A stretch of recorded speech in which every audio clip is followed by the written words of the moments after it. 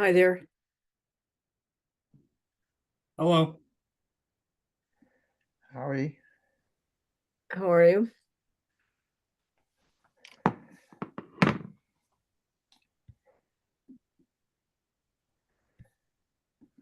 It says I can't start my video because the host has stopped it. Yeah, I was just wondering about that. Suzanne, you may have to toggle a setting or something here just so we can have video privileges. I'll check into that right now.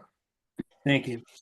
And I see Gail is in as an attendee. If you could just Cool. let her in when you have an opportunity. I have to go find my phone. I'll be right back. That's what we're waiting on John anyway, so.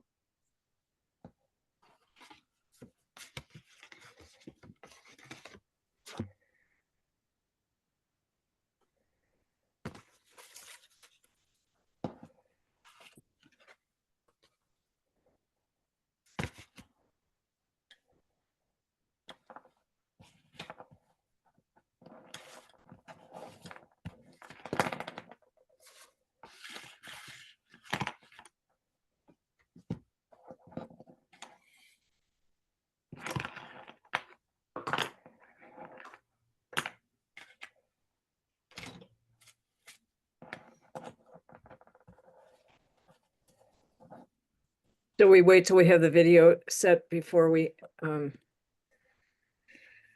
start the meeting? Yeah, No, we'll give it a couple minutes if that works. We gotta wait for John anyway. Oh, John's not here. That's right. Okay.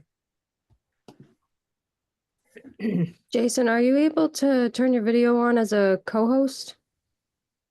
I guess so. I might just promote all board members to co-host then, just so they have that ability, because I can't change the settings since the meeting has already started.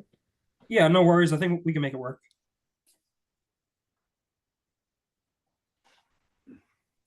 Tell us when you're ready for us to switch.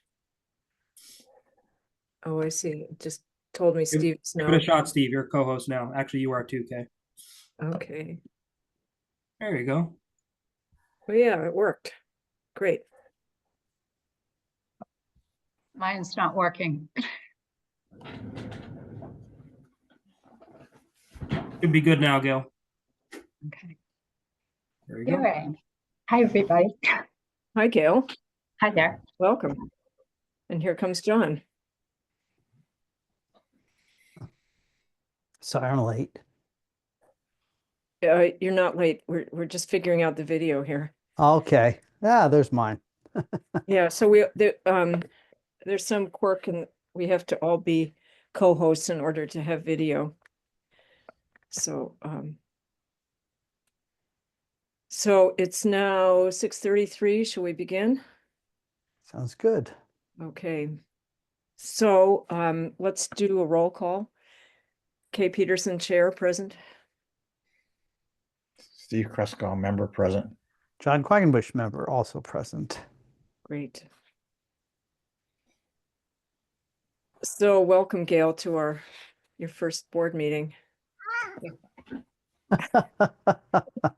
The cat greeted you as well. So, It's not the Thank you. cat's first board meeting. no, it's not.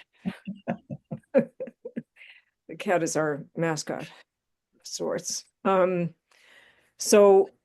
So we have no citizens here for citizens' comments, right? Gail, normally we would announce that we'll take citizens' comments for 5 minutes and, We actually have a number of attendees, Kay, so. oh, we do. Oh, okay. Yeah, there's an extra tab Oh. you have to open. You have to go to the participants and it tells you. Okay. About 7 or so people that I see. All right. So we will have a public comment. Yeah, so I guess anyone wishing to be heard for public comment, just utilize the raise your hand feature if you could, and we'll be sure to get to you. Now, who's going to manage this in terms of the Zoom Suzanne. technology? What? Yeah, once somebody raises their hand, then I'll be able to unmute them. And Okay. then once they're done talking, then I will go back to muting them. Okay, and you'll manage who's in what order. Yes, if I'll multiple be people raise paying their hand. attention to the queue of people that are waiting to speak. Great. So let me just then formally read our policy about comments. We allow public comments for up to 5 minutes at the beginning of each meeting for items that are otherwise not on the agenda. Each speaker is limited to 3 minutes per comment, and the members of our board will neither comment nor respond unless we have a question that's really just about clarification. If we, and I'll just say as well that if you're here about an item on the agenda, then we'll allow comments at that time. Are there any questions at this time? Any comments at this time? So there's one hand raised. Okay. So Emily Ouija, is that the correct pronunciation? Yes, hi. I'm sorry. I think I realized you just said that if the item is on the agenda, we'll be able to comment later. I'm here to comment about the generational tobacco ban. Okay, great. Well, we'll talk to you then. Thank you. Okay, so are there any, there's no other hand up? Is that correct? No other hands up. Okay. Just to discuss our next meeting, April 7th, is that a good time for everyone?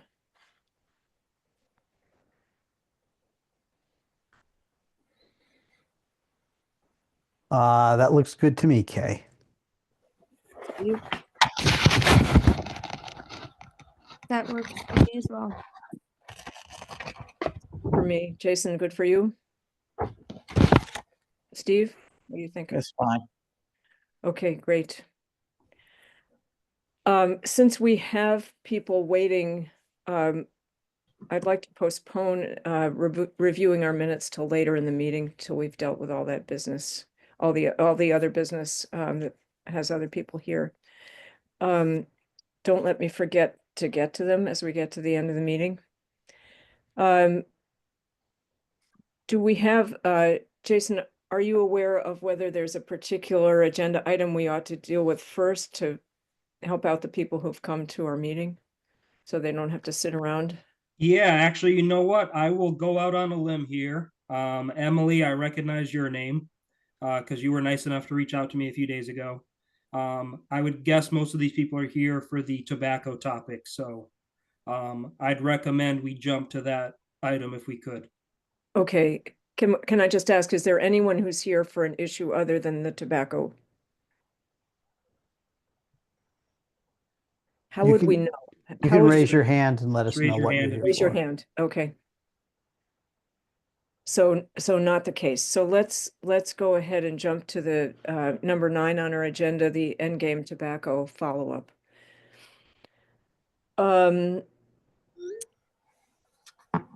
So just to summarize where we are, we had at our meeting a month ago, we heard a presentation by Anthony Ishak and 2 people who were with him from the tobacco control program at the DPH, talking about the Endgame tobacco regulations that seem to be being adopted in a number of communities around the state, and also that there is some consideration for statewide regulation of tobacco with this strategy. We heard his presentation and we didn't really discuss it in detail and didn't we don't have a plan at this point, but it might be helpful for us to review as a board where we each stand with this, what our thinking is. I'm not saying we're having a vote, but I'm saying just to talk about what we think might be the appropriate next step. And Gail and Jason, you should participate as well in this. Who wants to go first? So I'm happy to. I think the proposal is an interesting one. And I think if you look at our minutes from the last meeting, you'll see that we really felt it was important to gather additional information before we move forward. So I want to thank everyone who's made the time to come here and offer opinions today. I think you'll see that you know, as a board, one of the things we try to do is to weigh the advantages and disadvantages of a proposed change in regulations for tobacco regarding tobacco, but really all nicotine bearing products. And we talked not just about cigarettes, we talked about vaping, we talked about I forget what little nicotine pouches are, and we discussed the health effects of those and their public health benefits, potentially to limiting the sale of all of these nicotine containing products. On the other hand, we realize that there are also a number of other impacts that have to be considered, including, and I see Peter Brennan is here, and he had been so kind as to send some of his feelings about this and its potential effects on convenience stores and other merchants in the Commonwealth and in particular in our town. And I think we wanted to really understand what those potential effects are too. So, I have mixed feelings about it, and I think that was clear in our previous discussion. So again, I'm very interested in hearing what people have to say here today. So Steve, anyone else? Okay. Steve, do you Well, want to go next? Go I'm ahead. all for having as much information as possible about this, as long as there's a possibility of our proceeding with imposing regulations. And I guess we do have one or two people here to speak who will offer us potentially some information, but at some juncture, we should go to an open hearing regarding this. It should be much more informational than positional. Yes. And I would hope that we could attract people who are knowledgeable enough to inform everyone quite well enough to be able to make a decision. I would echo that. Are you done, Steve? Shall I Yeah, proceed? yeah.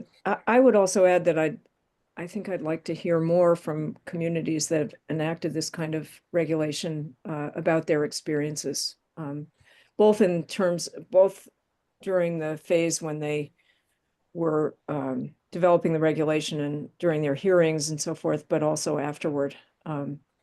Interested in knowing how it's gone for them. Jason, do you have anything? Yeah, I guess just to give my 2 cents, and I guess since we do have a handful of members of the public here, I just want to make clear on my end, I don't really have any type of vote on this. My role really is to advise the board and operate the day-to-day dealings of the health department or board of health in our case. My opinion was, so we just updated our tobacco regulations summer 2023. So I mean that is very recent. We made two big changes at the time. We capped the number of license holders in the town at 2. We currently only have 2 tobacco license holders. There can never be more than 2. And we also adopted a sunsetting feature, I guess is the proper terminology for it. Which means if one of these license holders is to ever relinquish their license, it's at our board's discretion whether to reissue it or not. Meaning, one of these guys could go away and then it could be down to one forever. So to me, those were 2 big strides that we took against tobacco at the time. So I don't know if we're ready right this second to take another big leap. I think we just need a little bit more time. So that's kind of where I stand on this as of today. Yeah.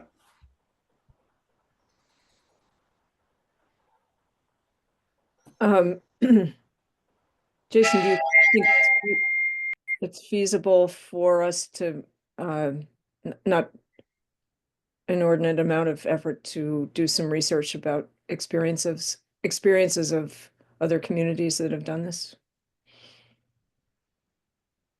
Yeah, I mean, I've done a little bit of research. I have a good idea of how it would go.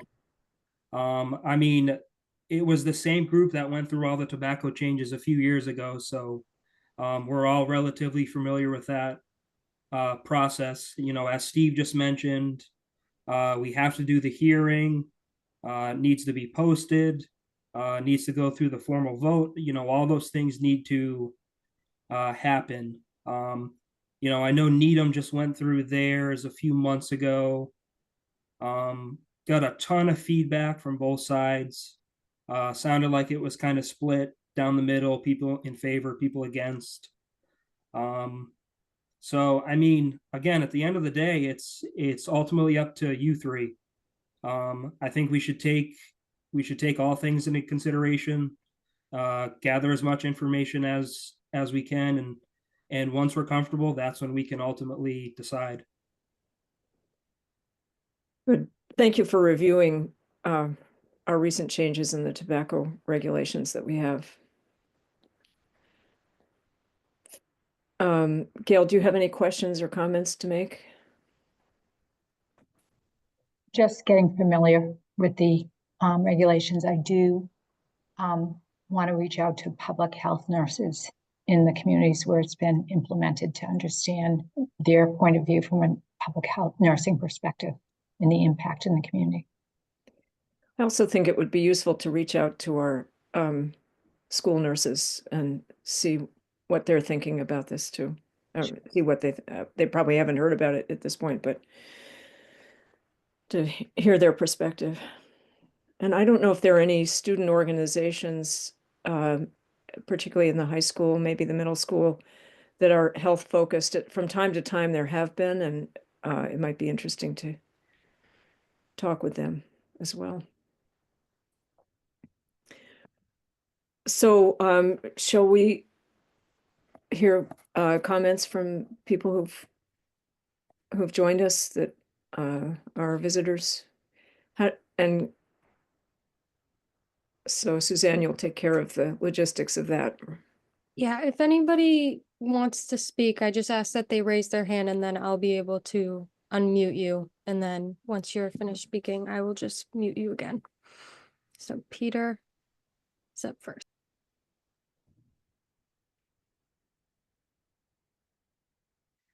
Peter, please go ahead. Hey, thank you. Can you hear me? Yeah, please introduce yourself and tell us where you're from. Sure. My name is Peter Brennan. I'm from the New England Convenience Store and Energy Marketers Association. Represent the 8,800 convenience stores throughout New England, including over 4,000 in Massachusetts.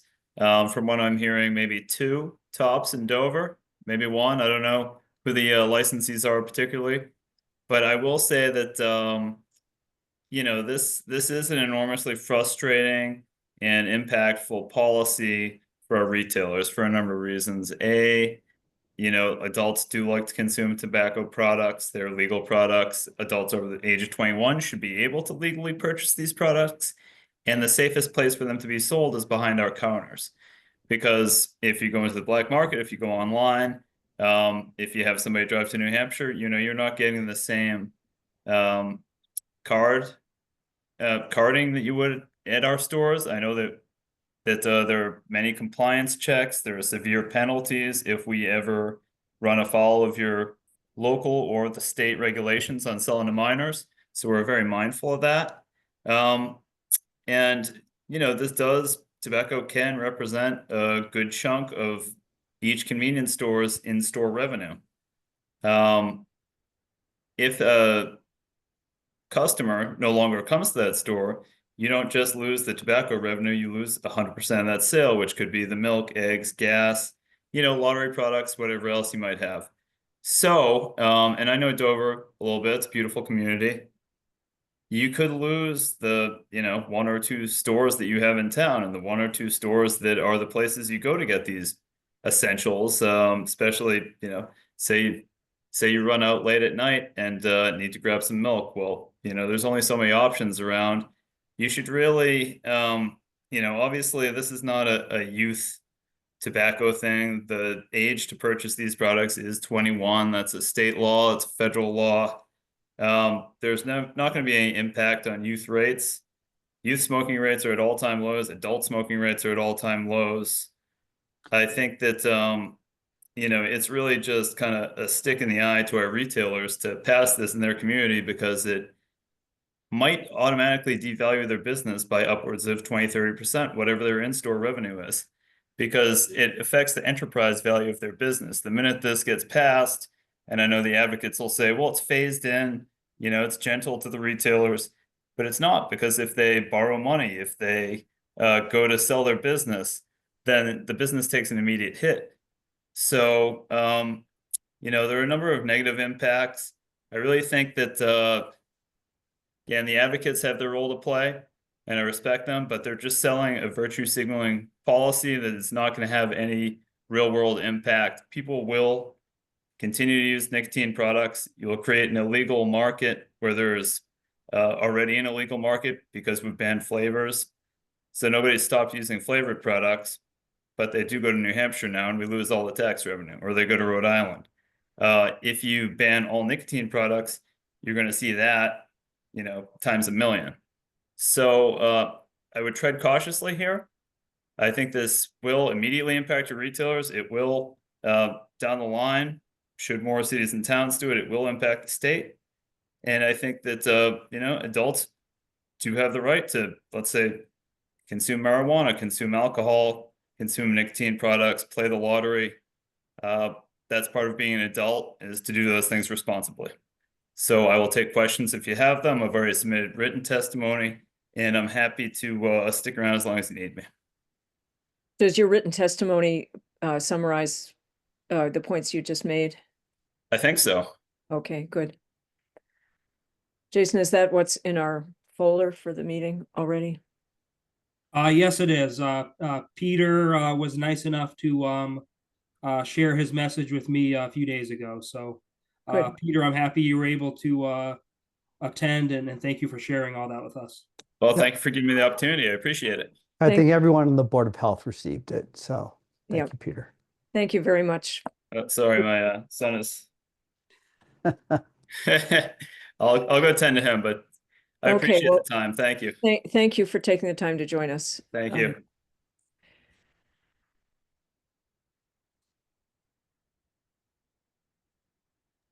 Suzanne, are there Yep. any There are other? two Next others. Yes, is Emily. Hi, my Oh. name is Emily Weija, and I live in Cambridge, Massachusetts. I'm here as a private citizen. I have no affiliation. I'm just really concerned about adult agency and liberty. And I'm really glad to hear that the board is hesitant about this policy and wants to learn more about it. But honestly, in my opinion, all you really need to consider is that the age to buy tobacco and nicotine in Massachusetts is already 21. There's no need for this policy. I've heard some talk amongst the board about youth and teenagers, which is simply irrelevant. This is about restricting adults. And I oppose this because it proposes restricting adults' freedoms to choose for themselves, bottom line. We allow adult consumers to choose addictive substances and practices such as alcohol, marijuana, gambling, and it's completely out of line to propose a complete ban on tobacco and nicotine and arbitrarily remove adult choice for these substances. So, I mean, really what this does is take a sledgehammer to adult choice and ban tobacco and nicotine in all forms without investing in adequate education and enforcement. So, and I'd also like to point out that, even though some towns are adopting this, and I know that this group of tobacco control activists are going around town by town in Massachusetts, there are communities that have rejected it, such as Peabody. The Board of Health rejected this proposal, so you might want to consider that as well. Thank you. Well, thank you for your comments. And if you haven't submitted something in writing, certainly our minutes will reflect what you had to say. So, thank you. I also did submit an email to the board. okay, great. Thank you. Yeah, you guys should have that one as well. Okay. Emily was another one who was nice enough to share a message with me ahead of the meeting. So appreciate you taking the time to come speak with us, Emily, and sharing your message as well. Thank you all. Thanks for coming.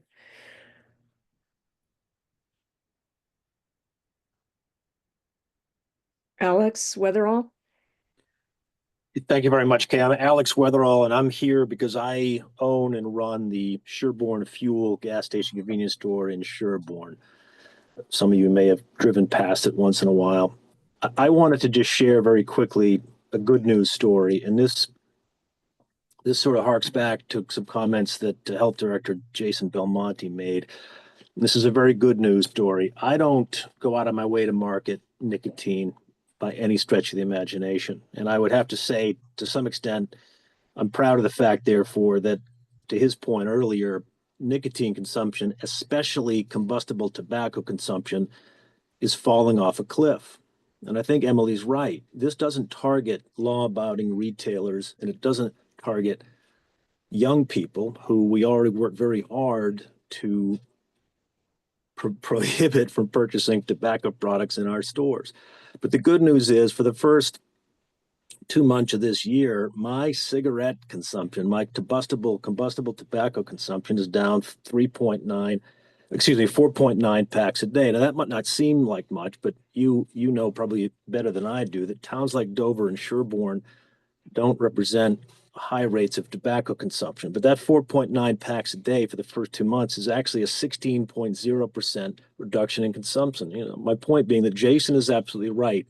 Policies that boards like yours have taken in the past, you know, well-intended and very well executed policies that don't compromise adult rights are doing fantastically effective work. Consumption of combustible tobacco is falling off a cliff. And my argument would be that this highly intrusive anti-adult choice type of bylaw is moot because it doesn't do anything except offend retailers like me who are already proud to be participating in significant reductions in tobacco consumption. That's all I have, and I hope you give it some thought. So Alex, I'm really curious, what about the sales of other nicotine products at your store? Well, John, I don't sell and haven't sold for ages any electronic cigarette stuff. I don't sell any vape products. I do carry nicotine pouches. Nobody wants to buy anything but Zyn, and the people that purchase Zyn when I have it available in my store are people who quite literally are using Zyn because they're successfully weaning themselves off combustible tobacco. And it's actually very frustrating to see that.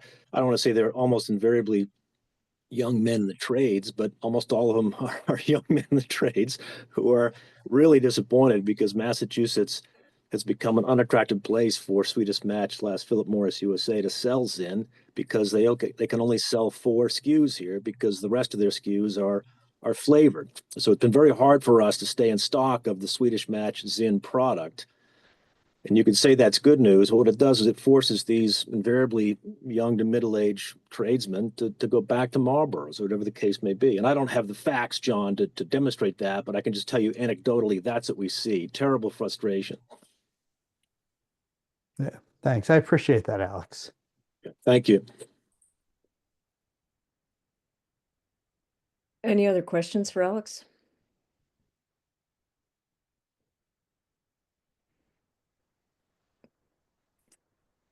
Well, Alex, I appreciate your coming and providing your perspective, which is great to hear about. And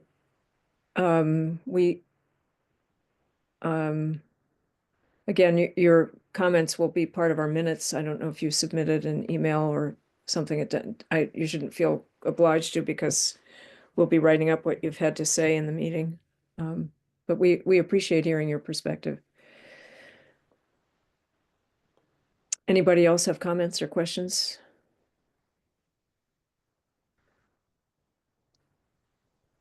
Steve, that's your cat's ear and not your hand up, right? All right. So we should move on. Are there any other, I see another name, Andrew Parker, and I see Josh Pruitt. Are those people who want to speak?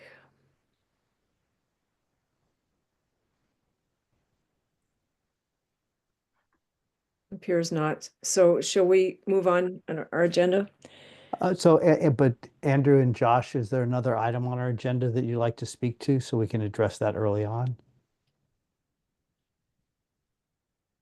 Josh, Josh, go ahead and speak, please.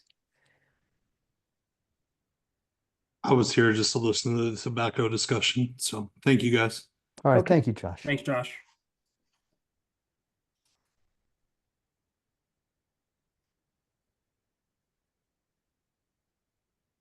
Anything else anyone like to say about tobacco? Steve, you're muted if you're trying to speak. That'll do it. Does that do it? Yep. That's better. Yep. We haven't come to a decision as to where we want to proceed from this discussion, whether we want Jason and others to seek out more information or whether we want to move to an open hearing or whether we want to even cease the further inquiry into the matter.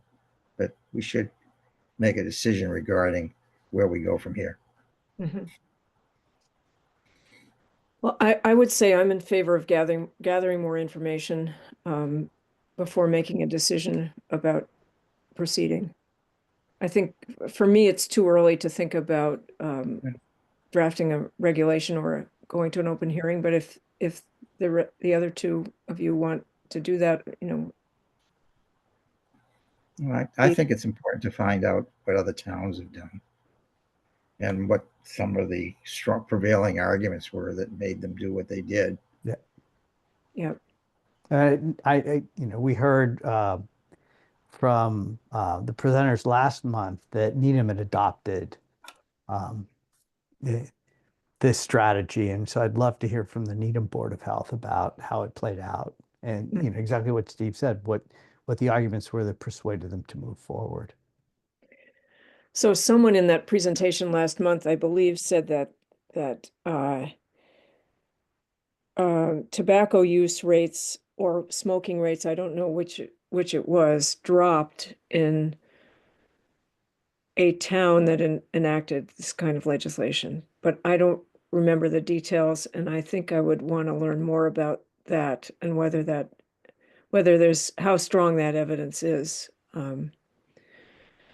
Because if people are just moving to another community to purchase, then maybe it doesn't make sense. But I think we need more information. Yeah, and I think it would also be great to check with a community like I forget who mentioned it, but somebody had said Peabody had gone through this process and actually ultimately decided not to pursue it. So I'd love to hear their perspective on it as well, and just say, hey, like when it came down to it, why did this happen? Right. I think that would be interesting. I feel as if we want to regulate only if we feel added regulation is going to improve things in terms of tobacco use. And I would say tobacco use, not just smoking. Broadly construed nicotine consumption. Nicotine consumption. And I liked your idea earlier too about getting some feedback from the schools to understand what they're seeing in terms of nicotine use among students there. Right? I mean, it's supposed to be illegal, but we know students find ways of getting their hands on all sorts of things they shouldn't have their hands on. Yeah. So do we want to just kick it to the next agenda?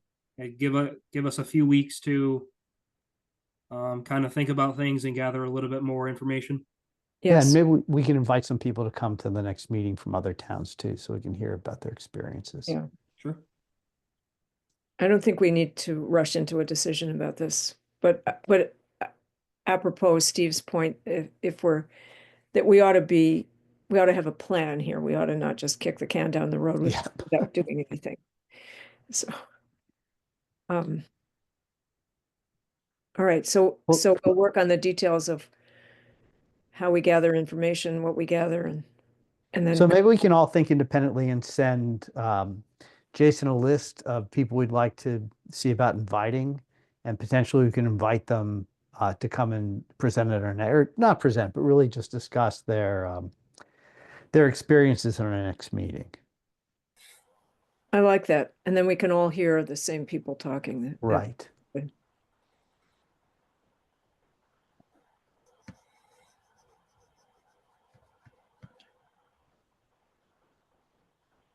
Great. Okay. Anything else on this topic? Then should we move on?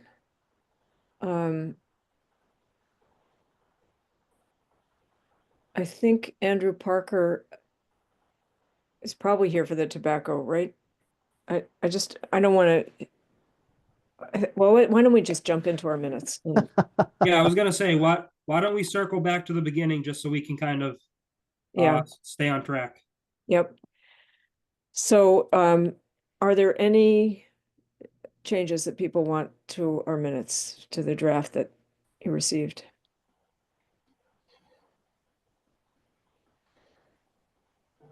Susan, were people able to see the corrections I made in the new draft? The version that we had tweaked, it was just two grammatical things, is in our meeting drive for today under the draft for approval. Okay, as long as they're incorporated, that's fine. Yes.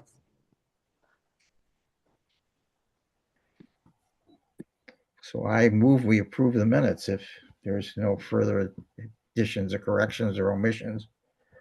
I just took a look. I think Suzanne did a spectacular job again, so thank you. I second the motion. All in favor? Aye, Kay Peterson. Hi, John Stephen Quackenbush. Hudson. Oops. Hopefully you can sort that out in the next one, Susan.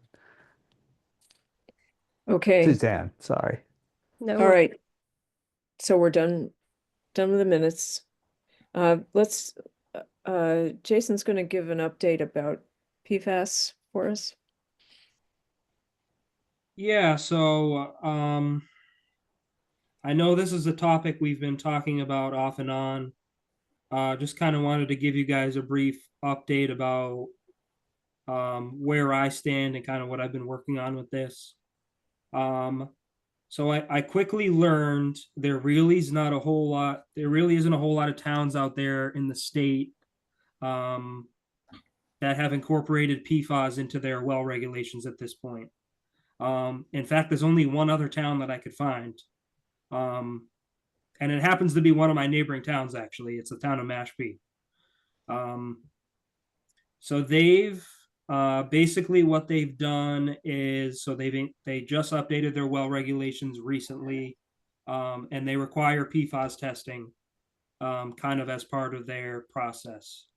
So what I'm currently doing is I'm just kind of trying to gather data and just kind of see what we might be able to do in terms of updating our own well regulations.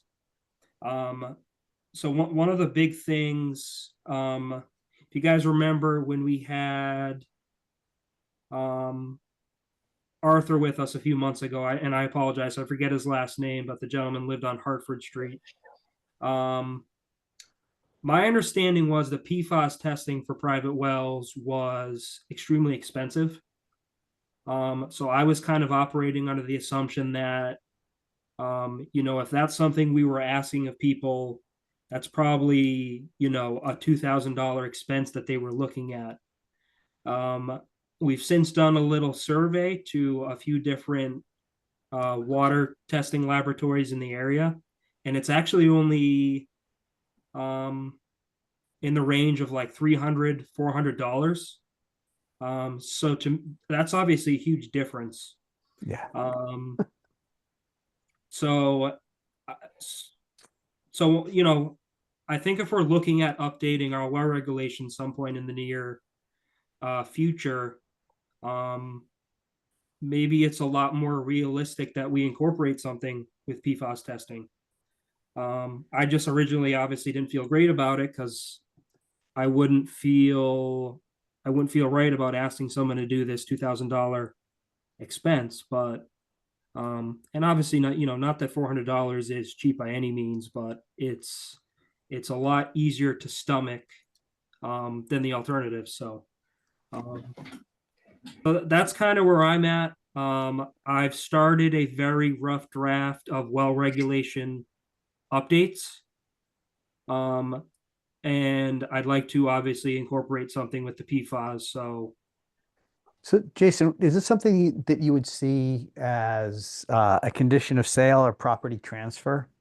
Sort of like Title V? Or how is it used in Mashpee?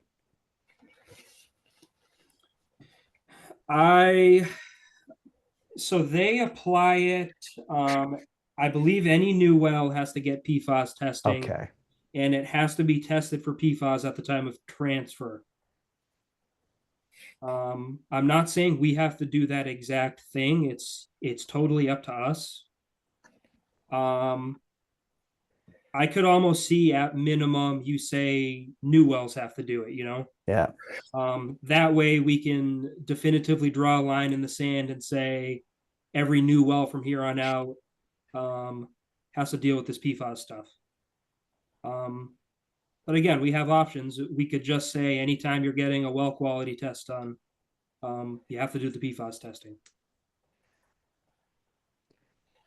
And do you know how expensive the mitigation technologies are? I know you can use activated carbon or reverse osmosis. I mean, I think reverse osmosis is relatively expensive, but not outrageous. It's a really good question, John. And the short answer is it depends.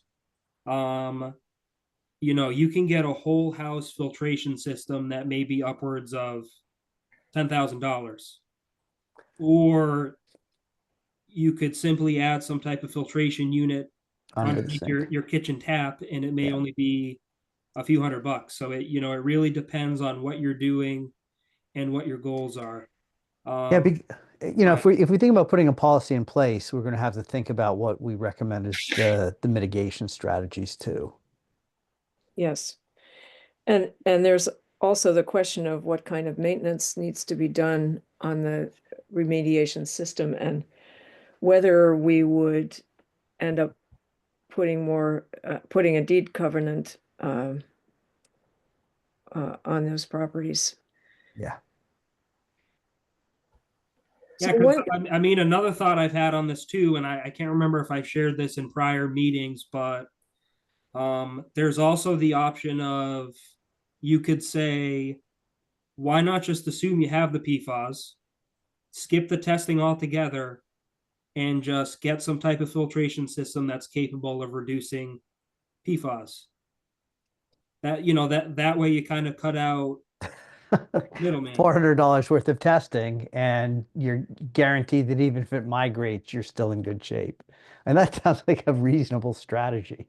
Well, except when you think about, let's say somebody doesn't know whether they have PFAS or not because they haven't tested, and they have a mitigation system, and they're not particularly interested in maintaining that and changing the filters and so forth, then yeah, that's a good point. How are we going to, are we going to care about that? And I mean, how hard are we going to push?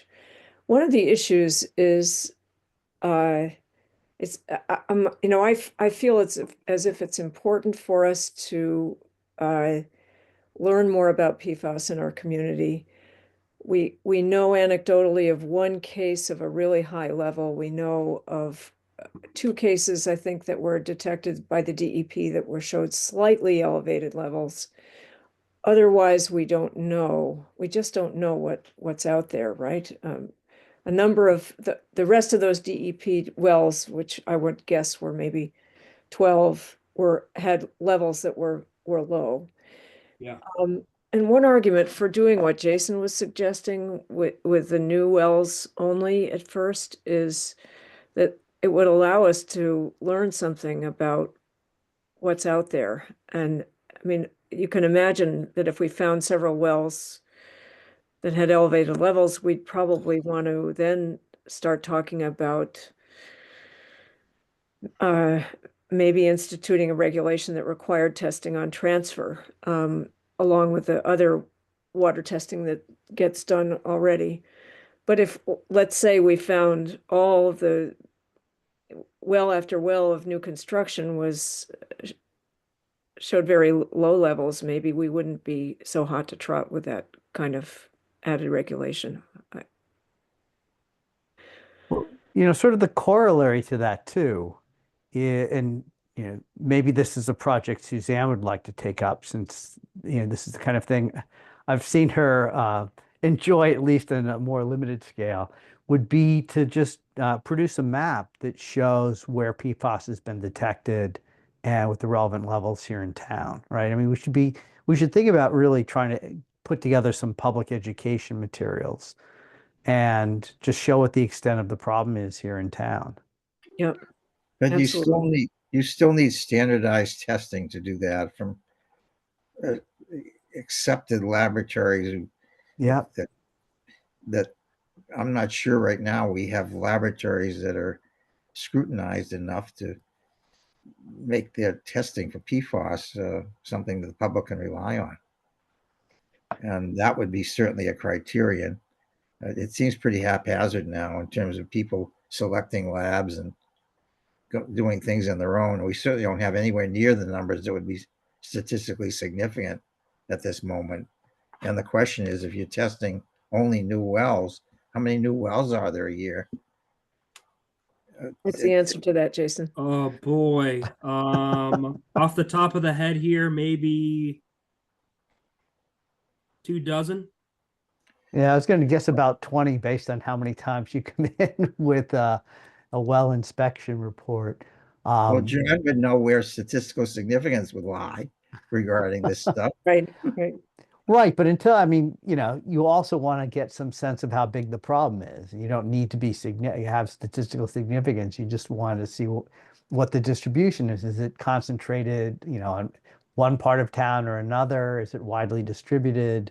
That's going to give us a lot of information to think about, how we actually want to attack this problem. Mhm. And right now, we don't have any real data about, the distribution. And Jason, do you have the sense that there are any of the well reports, of the water reports that have come in with property transfer, whether any of those have PFAS results? It's certainly not required, but have you seen any? No. Yeah. I've seen, in the time I've been here, I've handled hundreds of water reports through our office, and I've seen maybe 2 PFAS Wow. reports.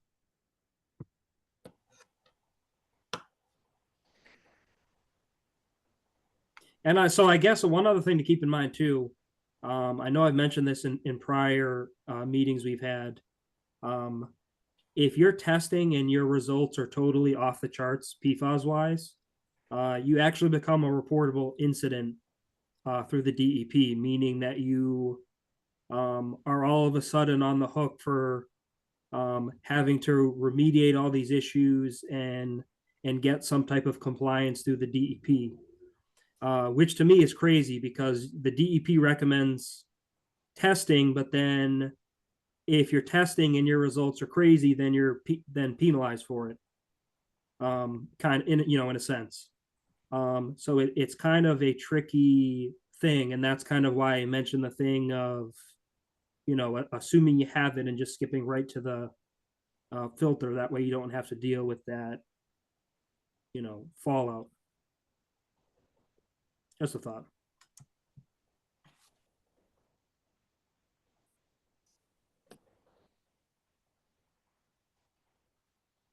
Um, Are water companies required to report markedly elevated levels even without the consent of the consumer?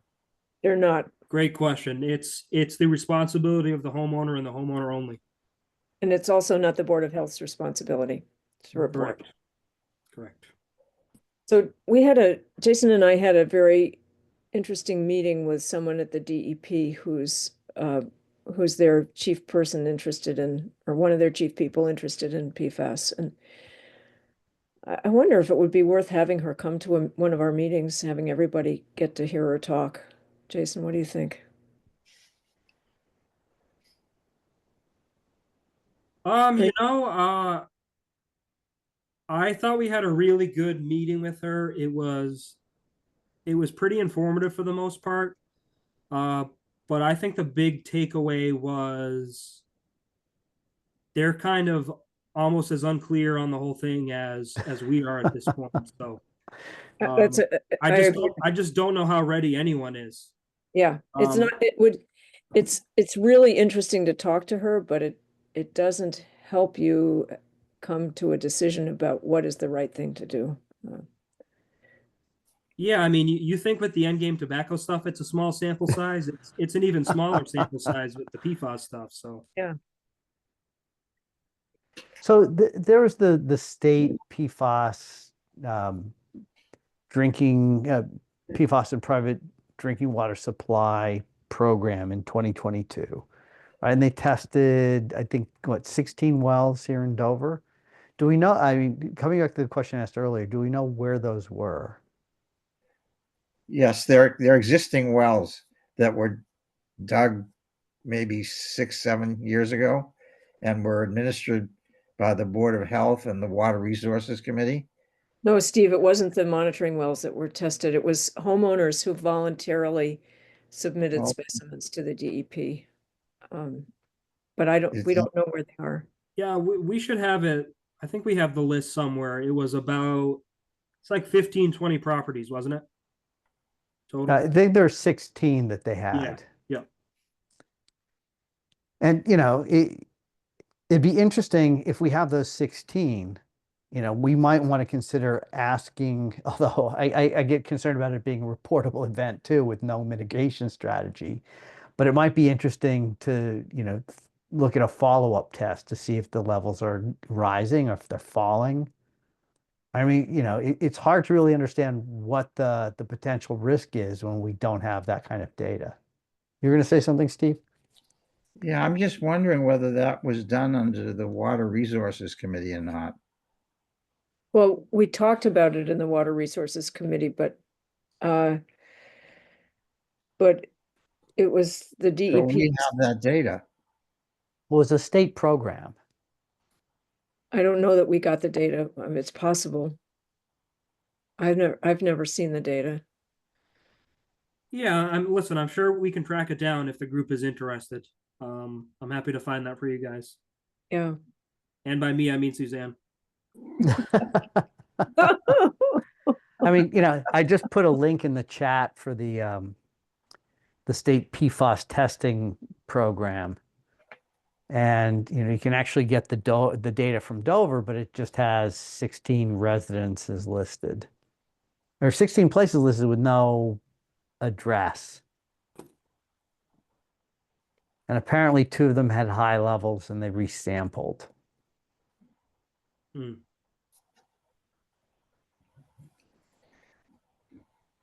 I'd be interested also in talking to Arthur again about whether he resampled, because as I recall, during our meeting with him, we asked him about the possibility of testing a second time before he undertook a whole house mitigation system, which was what he was considering.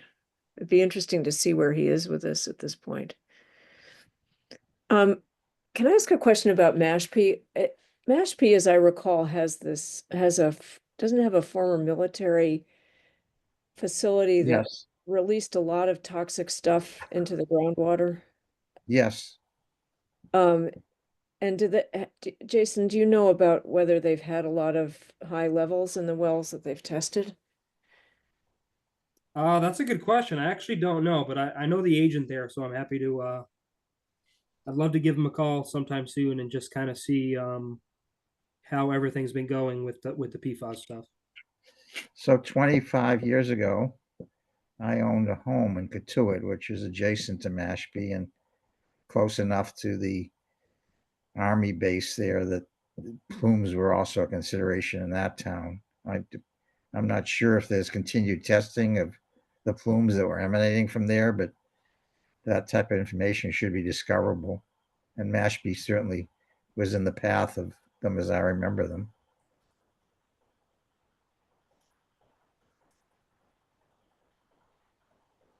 All right, so let's just we're obviously not ready to make a decision yet, but can we summarize additional information that the topics that we, well, or the work we'd like to do at this point to gather more information? One would be to contact the agent in Mashpee and learn what their results are from this. Then to see if we can get the results from the 2022 study from the DEP.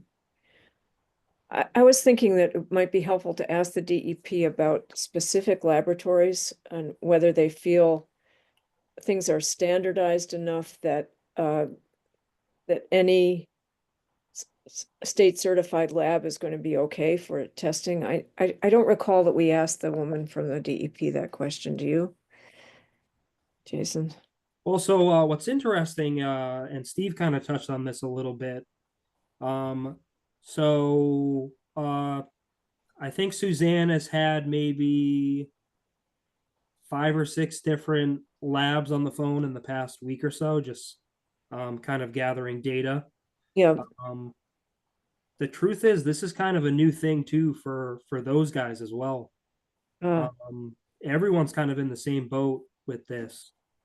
One of the labs we talked to, I think it was Neshoba, who's like one of our biggest labs that we work with.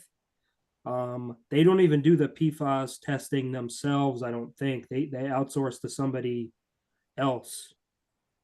So it was just kind of interesting to hear perspective from them. You know, we're kind of all in this, kind of figuring it out as we go. So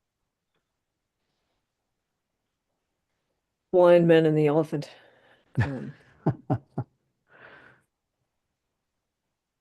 Well, all right, so let me continue to list things that would be in pieces of information that might be helpful to us. So that we get the DEP study results. Yep. Talk to Arthur, we talked to the agent in Mashpee. Yep. Is there anything else that would be helpful to us that we're aware of right now?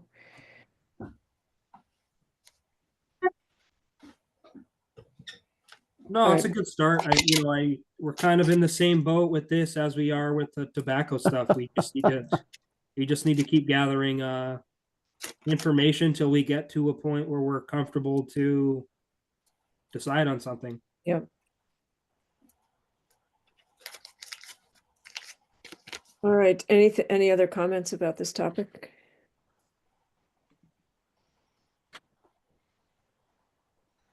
I learned that one of my neighbors is about to test her well for PFAS, so we could see what she, One more data point.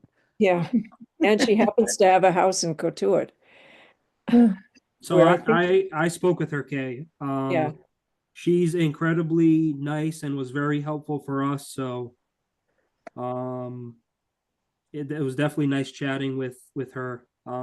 And she definitely seems like she's someone who could potentially be helpful to us and willing to kind of assist. She's going to be sharing those results with me once she has those done. So I'm looking forward to seeing those. Great.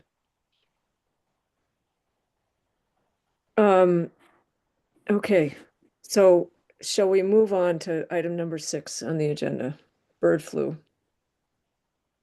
Jason's gonna do that update. Yeah, so this was a hot topic at our last meeting. It's been all over the news, as we know. So since our last meeting, we've put information on our Board of Health page. That includes a link to the Mass Department of Health site. It has a nice FAQ sheet that kind of goes over a lot of the do's and don'ts and those type of things. Really great resource. We've also included something in the newsletter. We've also put together a potential banner if it's something we decide we want to move forward with. And if Suzanne's willing, that was something she put together. So I told her if she wanted to share this evening, we'd all love to see it, just to see what she's put together. But yeah, so that's just been getting the messaging out there. I know that was kind of our big mission last time we met. So just pumping out as much as we can just to get the word out. That's kind of been our goal. So And Jason and I talked a little bit today about maybe asking our animal agent to communicate directly with the people who have backyard flocks of fowl that she knows about. Obviously, there are going to be I'm sure there are lots of people with chickens she doesn't know anything about, but the ones she visits and has enumerated on her list. yeah, there's at least a few hundred that we know about, although I'm sure there's way more. A few hundred chickens, how many, or, poultry, but how many different sites? That's a good question. I actually don't know the answer to that. I kind of have the Um, feeling around 8 or 15 or, some fewer than 20. Less than 20, yeah, Yeah, that's kind of what I we have figured. all the info from her end of year barn inspections, but I don't know that it breaks it down by property. It just has the total number of animals.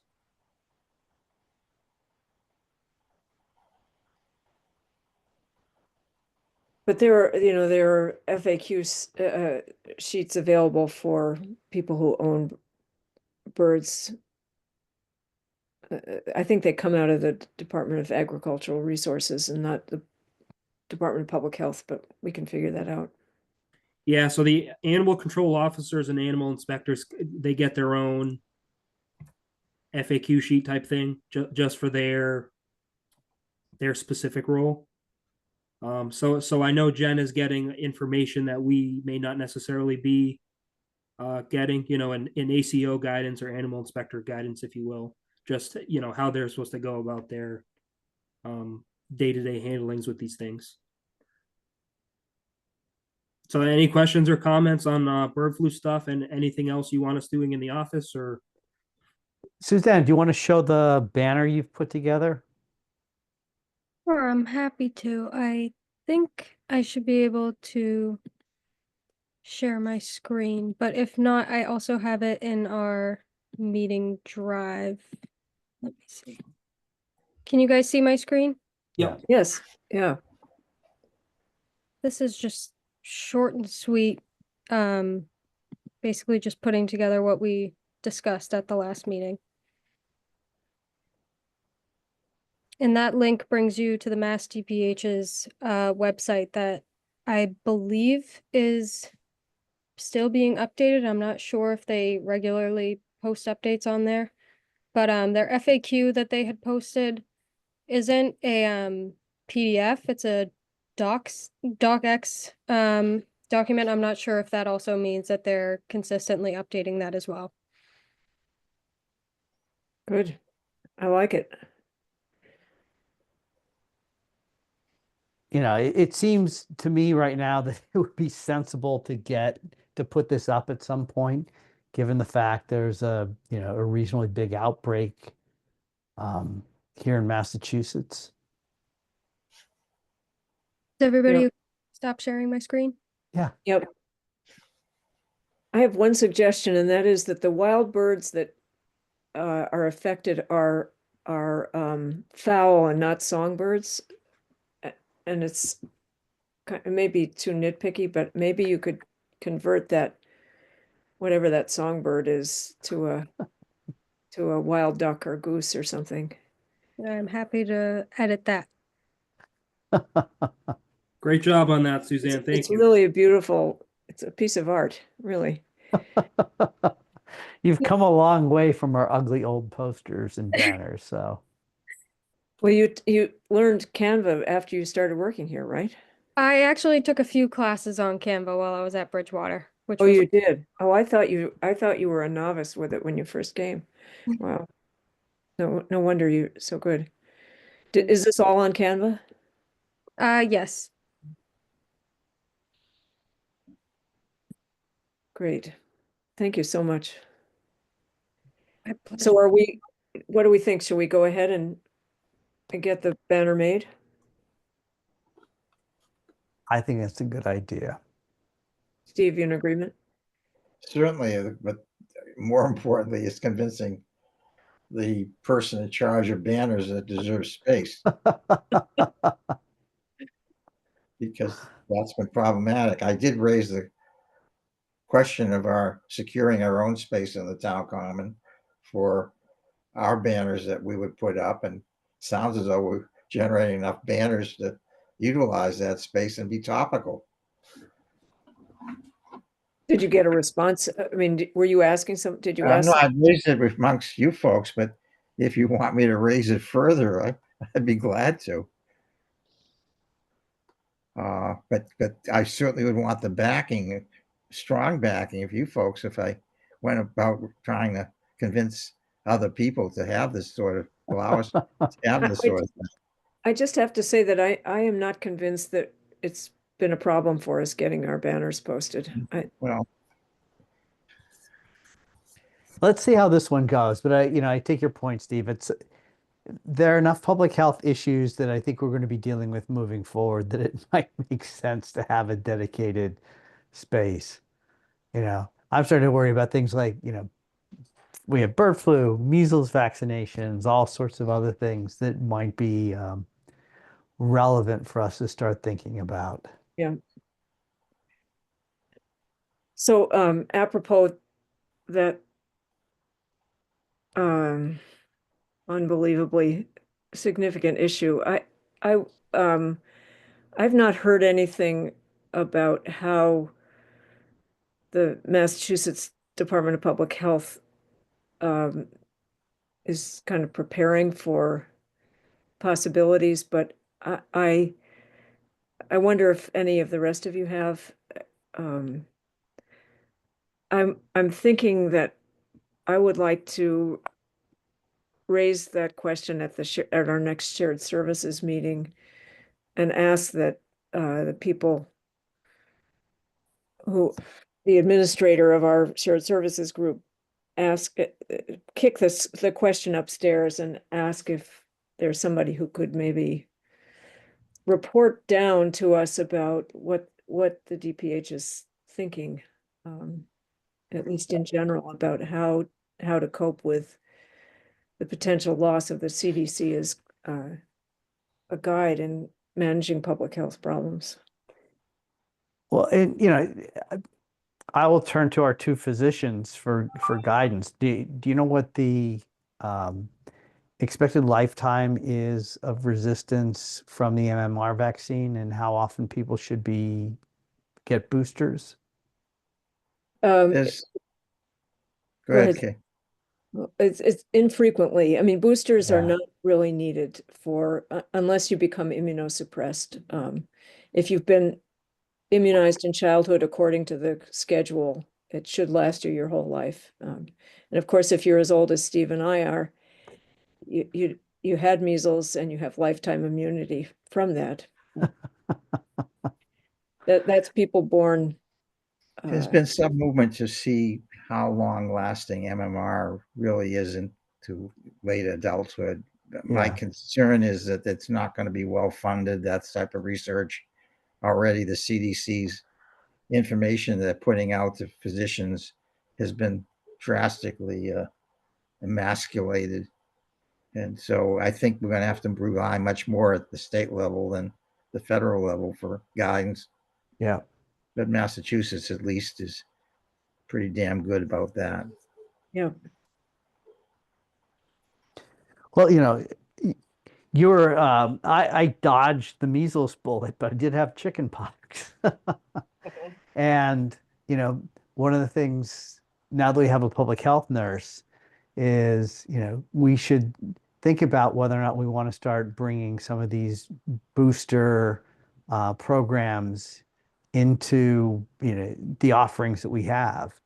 And, since we mentioned measles and I mentioned chickenpox, I don't know how many people in Dover are vaccinated with Shingrix.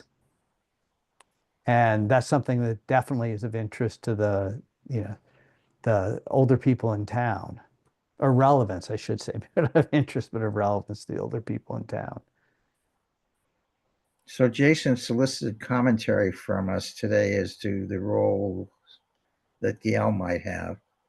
I suspect that conversation is going to be a conversation of next month, since it didn't seem to make the agenda tonight. And but I will say, in this forum now, it's open meeting, that I put down my concern for reaching out to the frail elderly regarding vaccinations and other issues, but certainly vaccinations. I think that we have an issue in town that we should be addressing regarding making sure our frail elderly are protected with the vaccines that are available and effective.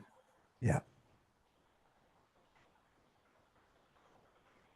I would just add that I'm live on Maven now, so I'm seeing and getting reporting that I will be able to report on each month. In addition to measles, one of the things that has been noticeable is pertussis. And that's been across the state. And these cases are fully vaccinated with boosters. And Wow. yet we're seeing pertussis. Do they know if it's a new vaccine resistant strain or? It's the B strain and should be covered by the booster. But Well, when people get boosters now, they're not given DPT boosters, they're given DT boosters right. for cover tetanus every 10 years. But that pertussis was eliminated because of some concerns, neurologic concerns. So I'm not aware of adults being told to get a pertussis booster at this time.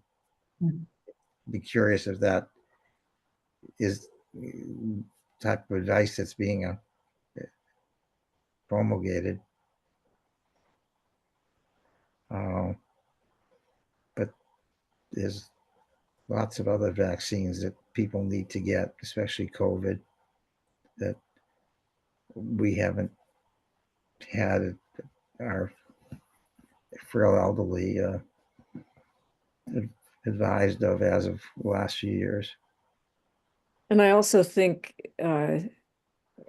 it's so helpful to have vaccines available locally for all people in town, because I think there's a certain number of people who are just more likely to be vaccinated if the barriers are really low. So that having clinics and having Gail available to vaccinate people one-on-one by appointment is also great.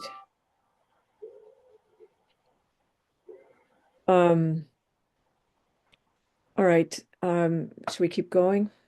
Absolutely. Jason, you want to talk about Board of Health fees? Yes, I'd love to. So again, this is a topic we talked about last time we met. If you guys recall, I participated in a study where BME Strategies, I believe is their name. They partner with the Shared Services Group. So one of the things they did for us was they looked at our Board of Health fees, made this cool calculator where we plugged in all our budgeting information, salary information, how much time we were dedicating to each type of permit we had. And once you've plugged in all this different information, at the very end, it spits out what your permit fee should be. So in taking all that data into account, what I did was I looked at our existing fees, and then I created a new proposed fee schedule. So if I can, I'm going to share my screen. Can you guys all see this? There it is, yes. Print's a little too small for easy visibility. It's a little squished because I had to try and get it so we could do the side by side.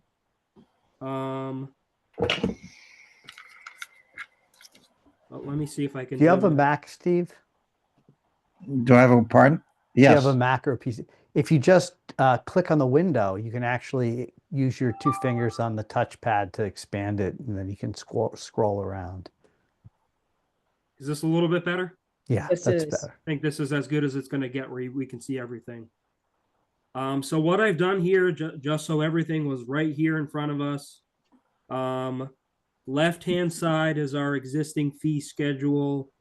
Right-hand side is our proposed fee schedule. I don't want to go through one by one, just to, I guess, to kind of give you a little summary here. I beefed up a few of these, not by much. Like you can see right at the top here, $25 increase, $50 increase. So really nothing super groundbreaking, $25 increase. So the ultimate goal with this was to, I wanted to clean this up a little bit. You can see, not on a quick glance, but if you look at both of these, you can see the right-hand list is a little bit shorter. Yeah. That's because I trimmed a few things out. We just kind of had all these weird subcategories, like under soil evaluations, you have these 3 different options where I just kind of consolidated down to 1, so that type of thing.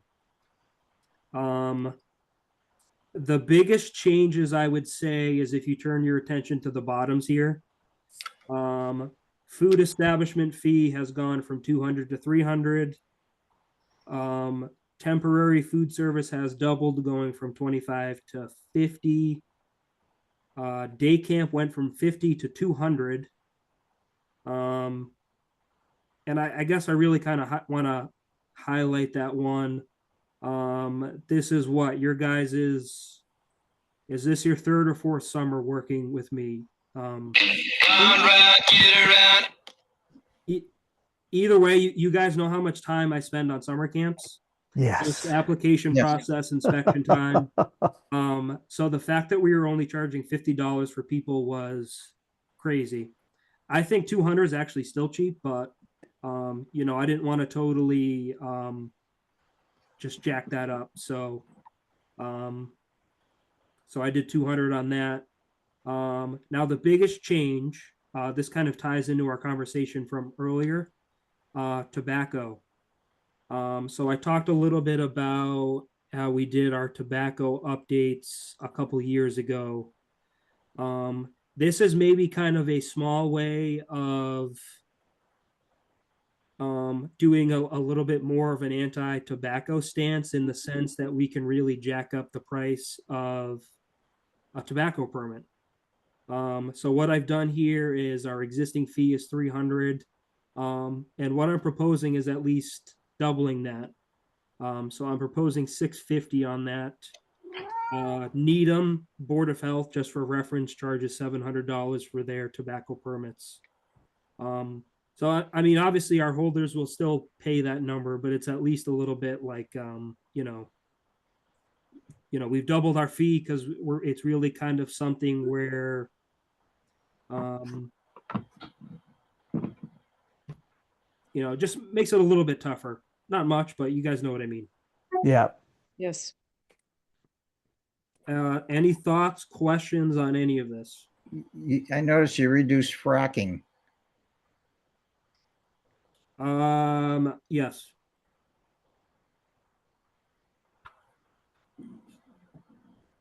Is there a reason for doing that? Yeah, it's a good question, actually, Steve. There was a few items on the calculator that I referenced earlier where it had greatly reduced our permit number. Because the truth is, with the well fracking, is it's really not, there's no kind of review or inspection for us to do. It's kind of just a sign off. So there's really nothing on our end to that process. So I just brought it down a little bit. But I mean, to your point though, I mean, we don't have to reduce it. We can always leave it as is if you think the number is where it should be Well, currently. tobacco permits are being raised Yeah. to a certain extent with a social commentary behind that. Yeah. One could argue the same for well fracking. If if we were in unanimity that well fracking isn't the world's best idea, and one could make that case. So why does one get a break and the other not? And or should we even be injecting social commentary in our fees? Yeah, it's a fair point. I mean, if you think that's a number that should stay where it is, then this is kind of our opportunity to discuss that. So So I'm happy to leave that as it was. I think that it's not the point where we want to push the tobacco purveyors in town by raising their fees. If we're going to do something, we'll do something a lot more effective than that in terms of reducing tobacco use and nicotine product use. So I would opt for keeping that fee the same unless the effort in terms of processing it has gone up. Well, which one are you talking about now? Are you talking about the tobacco or are you talking about I'm talking about both, just keeping them what they were, unless you want to account for inflation and or increased effort in processing either. The consultants recommended reducing the fracking fee because the effort that goes into it didn't warrant the fee we were charging. Is that correct, Jason, to say? Yes. And what did they say about tobacco sales? I don't have any sense of how much effort goes into our tobacco. Yeah, I mean it's definitely different versus fracking in the sense that it's an application that has to be reviewed and there are inspections and compliance checks involved. Yeah. Whereas fracking is kind of, is it okay if I frack this well? Sure. Yeah. That type of thing. Well, so to go back to tobacco, then what did the consultants feel we should be charging for our tobacco permit fee, given how much effort goes into it? Did they feel we were undercharging at 300? You mind if I stop sharing this, or you guys still need this? Yeah, you can stop. Let me see if I can pull it up. And I just want to mention to you guys too. I mean, there's no pressure here. We don't have to decide anything today. If we need more time on this, we can certainly take all the time that we need. All right. Just bear with me 1 second here.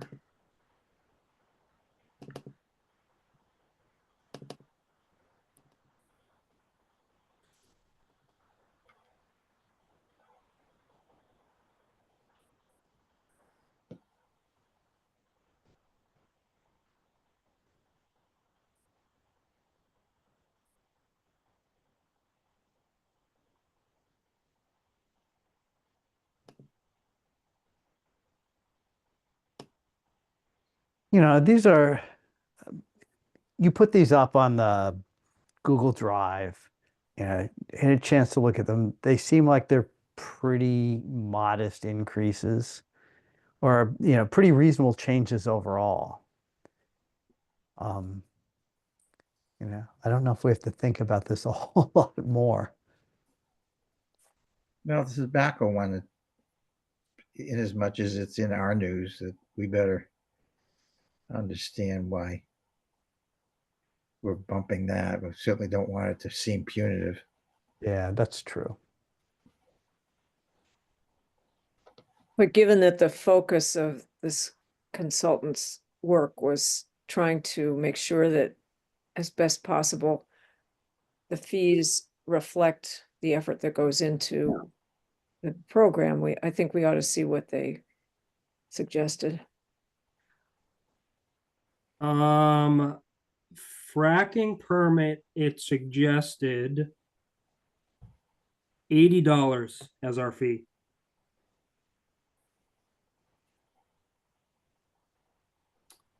For tobacco,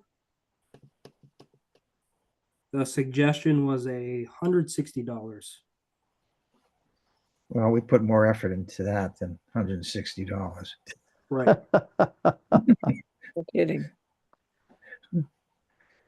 Yeah, so I mean, so obviously on these two, I mean, I wasn't gonna take the suggestion. I had to take it into consideration, of course, but then, you know, I had to come up with a different number, because obviously we're not gonna greatly reduce those. That seems crazy. Not to say we couldn't reduce them, but if our fees are already at a certain number, doesn't make a ton of sense to me to drop them down a ton.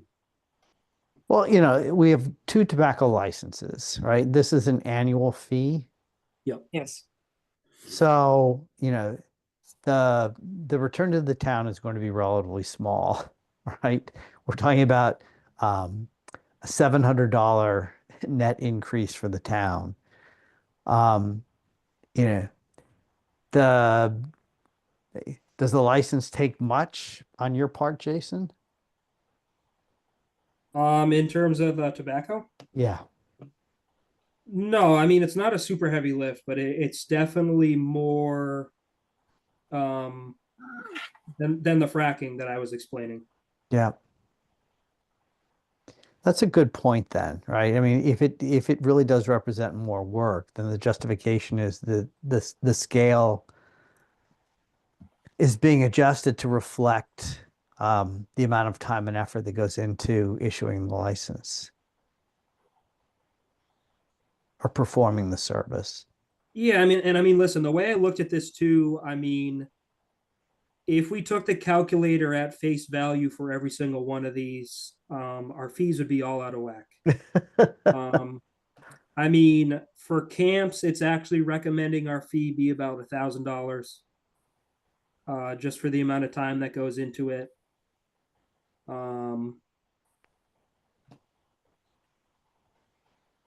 760 for the alternative septic systems.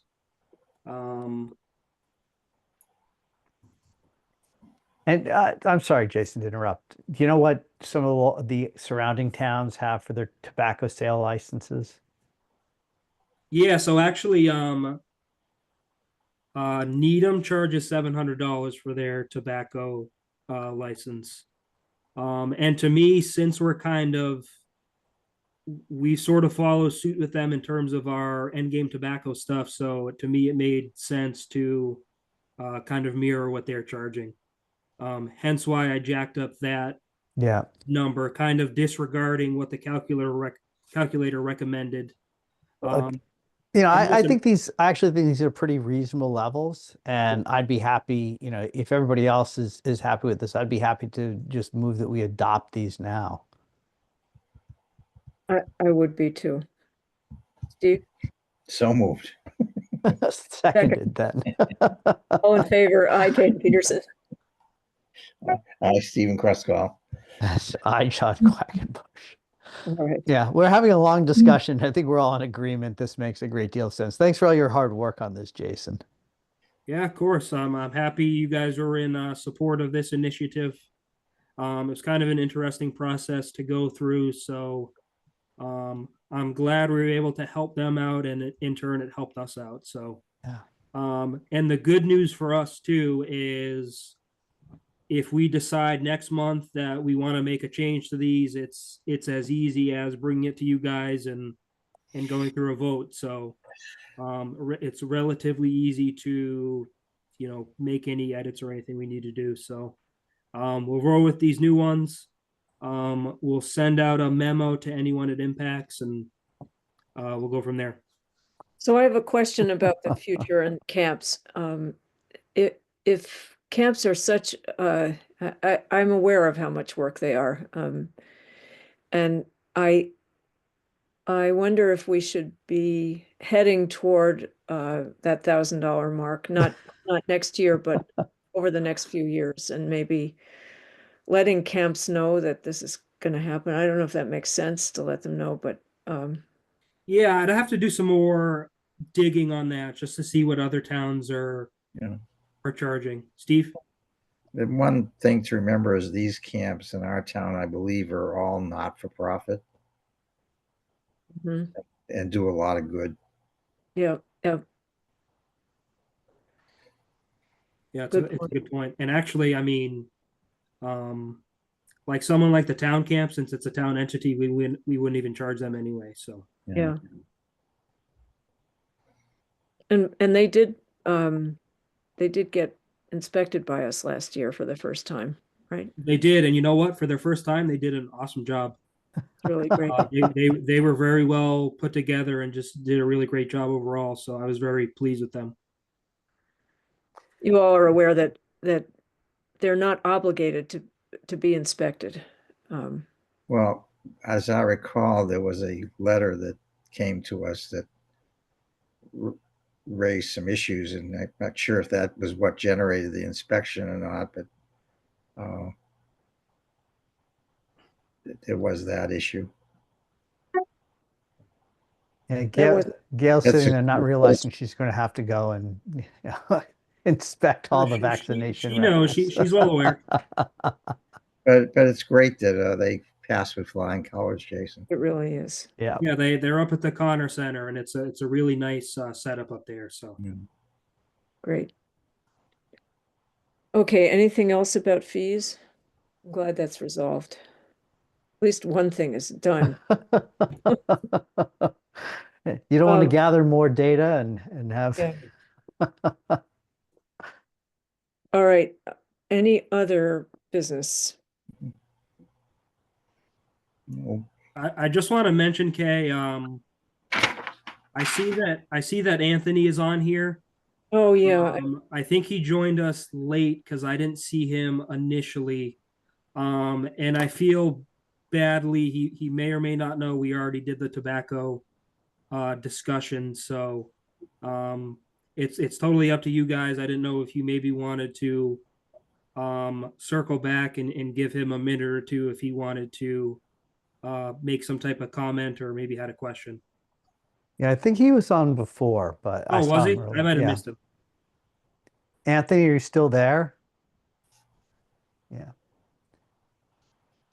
yes, he is. Hi, Anthony. I can't tell from the screen I'm on whether I'm on or off or whatever.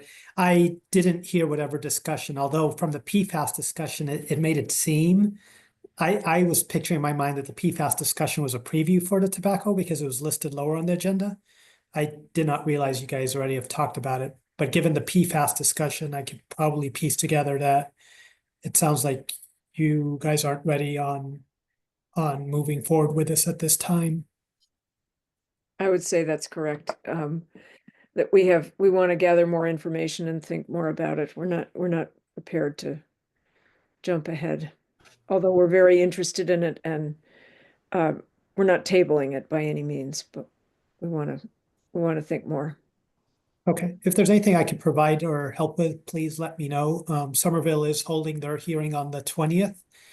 And there's a couple of towns in Western Mass that are also interested at this point in time. That's probably the biggest update I could give you in the last week. I think I told you I spoke with Natick. I suspect Natick, would like to see that you guys potentially move in tandem. That's not from me asking them about what their next step is, but that's just to kind of give you a little bit of a more local update. Okay. So so if we want to hear where Natick is in the process, we'll just contact them and I think that makes sense. okay, good. All right, thank you. Thank you. Thank Thanks you. Have a again good for your evening. time, Anthony. Appreciate you coming. No problem. All right, so do we have any other issues? Gail, I just want to say, so happy to have you joining us, and I'm glad there was material in this meeting even so early on that you could participate in. It will be really very satisfying to work with you. Thank you. Thank you. A lot of great resources, and Jason has put together a tremendous orientation with the shared services group that's been hugely beneficial. So it's going very well. Thank you. Great. Yeah, wanna- Gail's been awesome so far. We're incredibly happy to have her, and I apologize, Gail. I didn't give you the big introduction. I had promised you at the beginning of the meeting, so. I'm good. But no, Thank you. very, very happy to have you here, and I'm glad you made it through your first Board of Health meeting in one piece amongst all these animals here. And stayed awake too. Yeah. I have a question really quick. I'm not sure if I missed it, but did we already discuss rabies clinic? I know it's just like Oh, a, no, we did not. Thank you, Suzanne. Call Suzanne. Ah, see, Jason's already falling apart now. It's my fault. I missed it on the agenda. Go ahead, Jason, with rabies. Luckily, this is a quick and easy agenda item. I just wanted to share that as of today, I believe, Suzanne, we've officially nailed down our date and time for rabies clinic. It'll be April 5th, which is a Saturday, 9 to 11. We'll be over in the town garage.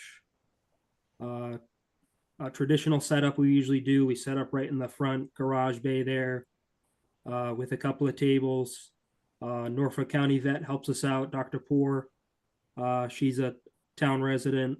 She's been awesome helping us out in the past. So we're going to start blasting out advertisement as much as we can and see what kind of turnout we get. It's kind of been a little down last couple of years, but I wanted to at least give it one last shot because we have gotten a few inquiries. So we'll see how it goes. Steve? And it too will need a banner. Already on it. Yeah, no songbirds though, okay, Suzanne?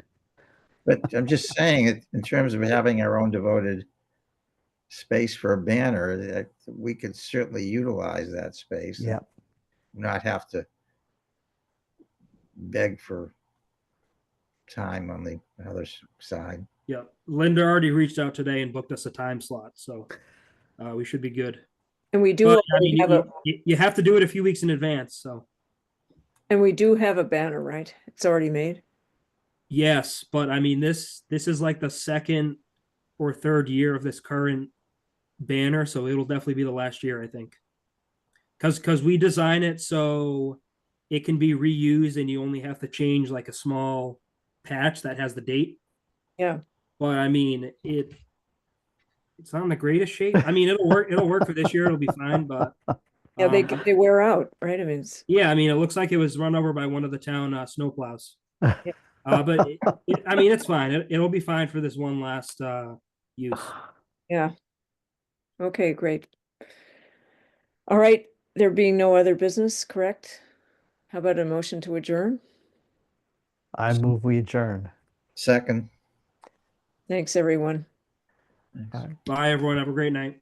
Thanks, everyone. Thanks. Nice seeing you all. hi, everyone. Have a good night. Bye, Suzanne. Thank you for all your work on this. Absolutely. See you next time.